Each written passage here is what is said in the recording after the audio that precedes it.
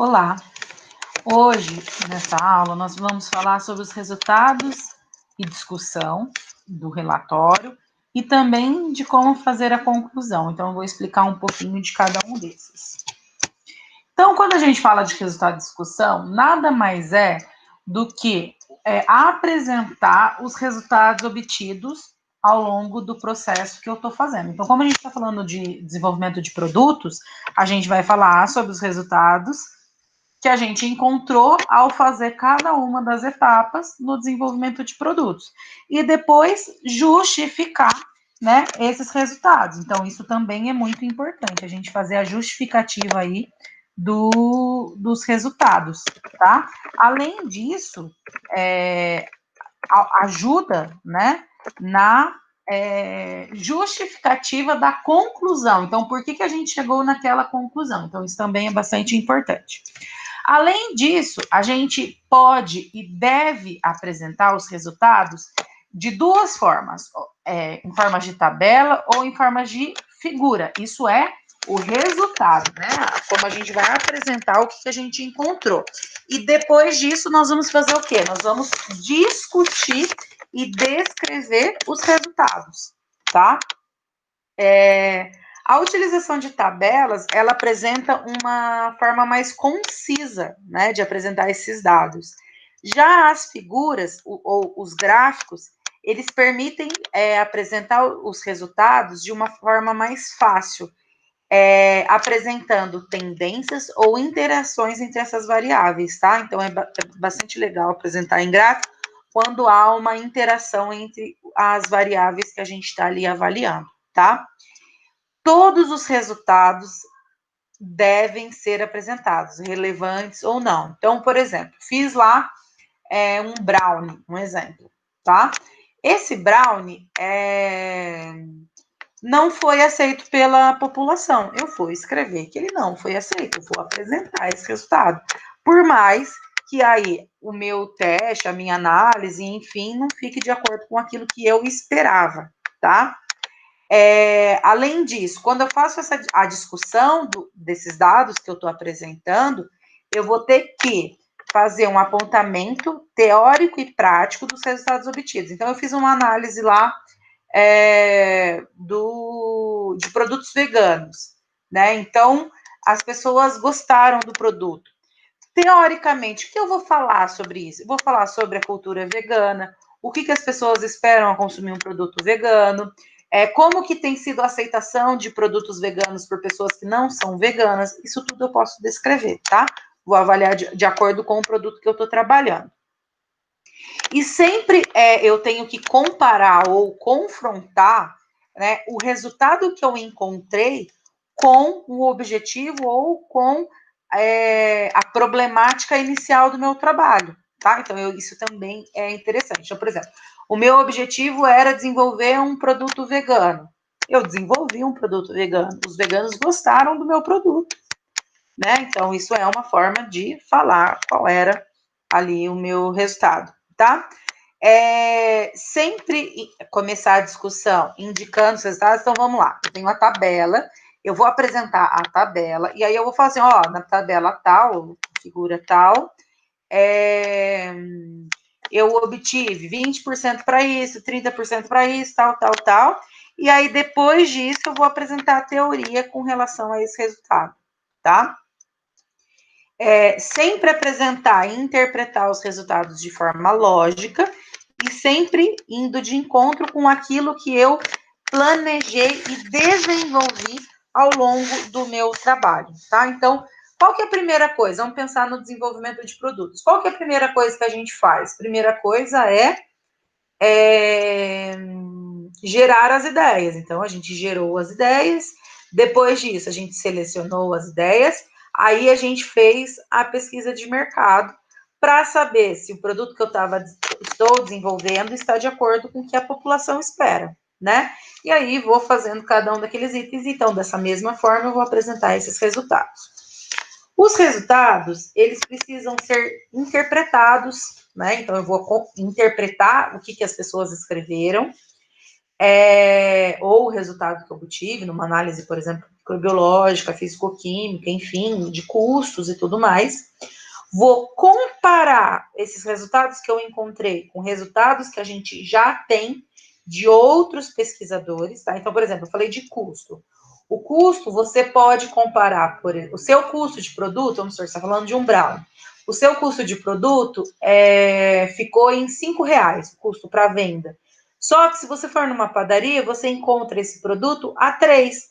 Por que tem essa diferença? É legal fazer essa comparação, fazer essa avaliação, tá?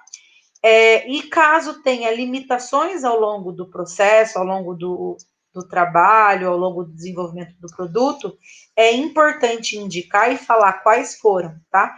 Então, o resultado, eu apresento o que eu encontrei e a discussão eu vou descrever o que eu encontrei e interpretar o porquê que eu encontrei aquilo, tá? E um exemplo disso, né? Eu peguei de um trabalho que eu já mandei para vocês, está lá numa das primeiras aulas, que é um artigo sobre o desenvolvimento de um mousse. E aqui eu fiz uma pergunta sobre o que as pessoas buscam na hora da compra, né? E 46% das pessoas colocaram que o sabor é o fator mais importante na hora que elas vão comprar ou na hora da decisão da compra de um produto. Depois disso, elas colocam que as características nutricionais é importante e em terceira posição, o preço, né? Então, o que a gente consegue entender? Que o preço, ele é mais importante que a marca? Pelos resultados, sim. É mais importante que a embalagem? Também. E é mais importante que a sustentabilidade? Também. Mas não é mais importante que o sabor e nem que as características nutricionais. Então, se é um produto que tem um sabor legal, tem características nutricionais legal, o preço não vai ser o fator principal para escolher aquele produto. Então, isso eu posso descrever na hora que eu vou fazer aí, colocar aí os meus resultados, tá? E aí, a gente tem a conclusão, né? Então, o que é conclusão? Eu fiz um trabalho lá gigante, a gente está fazendo trabalho faz 3 semestres, e aí, o que a gente conclui agora, terminando a disciplina, né? Terminando o desenvolvimento desse produto? Então, eu vou ter que apresentar, né? Os resultados de forma clara, tá? Então quais foram os resultados que eu encontrei? Esses resultados que eu encontrei, eu vou ter que descrever eles de forma clara, tá?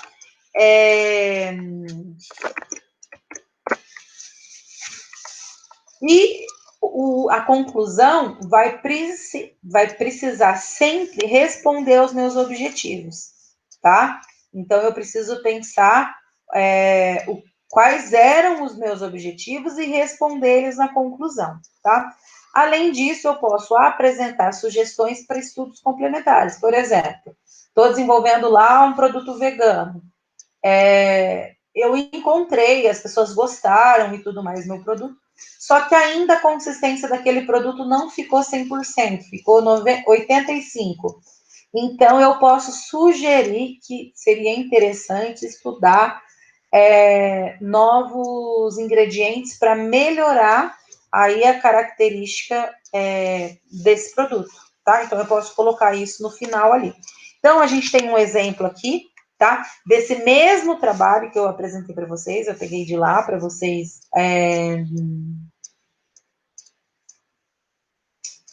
que eu já mandei para que vocês consigam comparar e eu consigo explicar um pouquinho. Então, eu concluí lá naquele trabalho que o desenvolvimento do produto atingiu seus objetivos, sendo que nenhum provador detectou a presença de inhame em sua composição, né? A classificação na análise sensorial foi, em média, nota 5, que na escala hedônica representa que os provadores gostaram dos produtos. Então, isso foi o que eu concluí. Então, foi que eu cheguei aos meus objetivos. Só que daí, quando eu coloco lá, conclui que o desenvolvimento do produto atingiu seus objetivos. Quais eram os objetivos? Então, eu tinha 4 objetivos. Então, fazer uma pesquisa de mercado para conhecer o perfil do consumidor e o consumo de mousse. né? Que eu estava desenvolvendo um mousse vegano. Então, eu conheci o perfil do consumidor. As pessoas que consomem mousse, o que elas esperam? Então, isso eu tenho que olhar lá e avaliar, tá? Tem que estar ali nos meus resultados isso. Eu elaborei uma farinha do inhame para ser utilizado como espessante, né? No mousse. Então, por exemplo, as pessoas não identificaram essa presença no produto. Então, eu consegui fazer uma farinha legal para utilizar como espessante. Eu queria elaborar um mousse vegano. Eu consegui elaborar um mousse vegano, né? Mas se a gente olhar lá no trabalho, a gente pode ver que, por exemplo, as pessoas colocaram que não parecia exatamente um mousse, que ficou parecendo uma sobremesa. Então, isso eu poderia descrever, né? Que eu precisaria, talvez, melhorar um pouquinho aí a textura desse meu mousse, tá? Poderia ter colocado aqui na conclusão. E verificar a aceitação deste produto através do teste sensorial. Eu coloquei que os provadores gostaram do produto. Se eu não me engano, lá nesse artigo que eu fiz, eram 5, um produto com 7 números, tá? Com 7 escalas, 7 pontos, e as pessoas colocaram sim, então, aí falando que gostaram do produto. Então, isso é uma forma de fazer aí a minha conclusão, tá bom? Então, eu espero que vocês tenham entendido. Qualquer dúvida, estou à disposição. E bons estudos, uma ótima aula para vocês, né? E a gente se vê numa próxima aula. Até mais.